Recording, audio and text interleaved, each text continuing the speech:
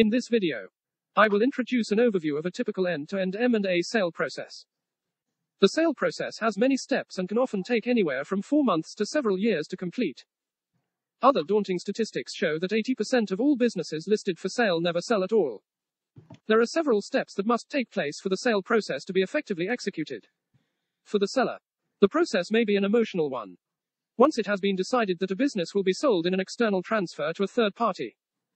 A typical M&A sales process for mid-market businesses usually contains 5 major steps.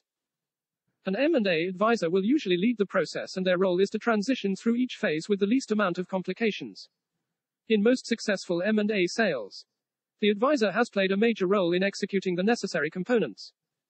On the flip side, an overruling management that restricts the advisor ability to lead each phase can hinder the process. The planning and preparation phase.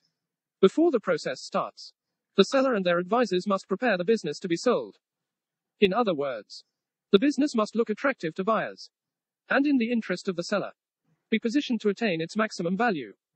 Key activities that are undertaken in the preparation phase would include performing a preliminary valuation analysis on the potential sale valuation. Seller can fetch. Preparation of marketing and sales document called confidential information memorandum. Determine strategy and number of potential buyers to approach. And lastly, research and preparation of a prospective buyers list. First round marketing. Once the preparation phase is completed, the advisor will begin contacting the entities from the prospective buyers list.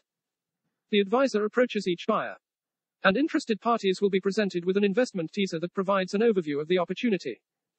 Each potential buyer will then begin their own process of analyzing the prospect of purchasing the company and the potential fit with their acquisition criteria. Interested parties will sign a confidentiality agreement or non-disclosure agreement, which ensures that all information migrating between buyer and seller is confidential between both parties. Buyers that decide to pursue the acquisition will present an indication of interest (IOI), which provide initial parameters on valuation and deal structure. Second round diligence. Once the marketing phase ends, the M&A process generally becomes more formal. At this stage, it is clear to the seller which buyers are still interested, and a range of valuations and deal structure for the transaction becomes more apparent. The seller and their advisor can create a shortlist in which they select only the buyers that are approved to continue with the process. At this stage, the buyers will undergo a detailed diligence of the business. This is primarily an investigation of operational, financial, and legal history of the business. Due diligence will also highlight any particular flaws or hidden benefits of purchasing the business. Formal management presentations take place from the seller to the entire team of buyers that further highlight the positive aspects of investing into the business. These presentations go beyond the marketing materials and will incorporate all aspects of the business. The shortlisted buyers are also allowed entry into the facilities and the sites of business.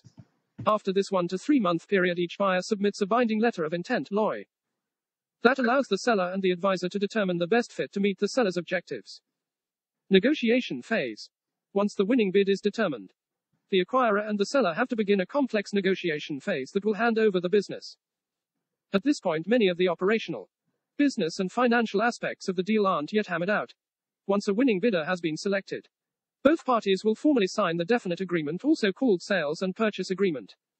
Closing phase. Post the signing of definitive agreement, the two parties then proceed to satisfy all of the closing conditions to the deal, including regulatory and shareholder approvals, in parallel with obtaining all necessary approvals and consents as defined in the definitive agreement. The buyer proceeds to source the necessary capital to fund and fully close the transaction. What I have just covered is an overview of the 5 key phases. I will go through each of the processes in detail in our subsequent videos.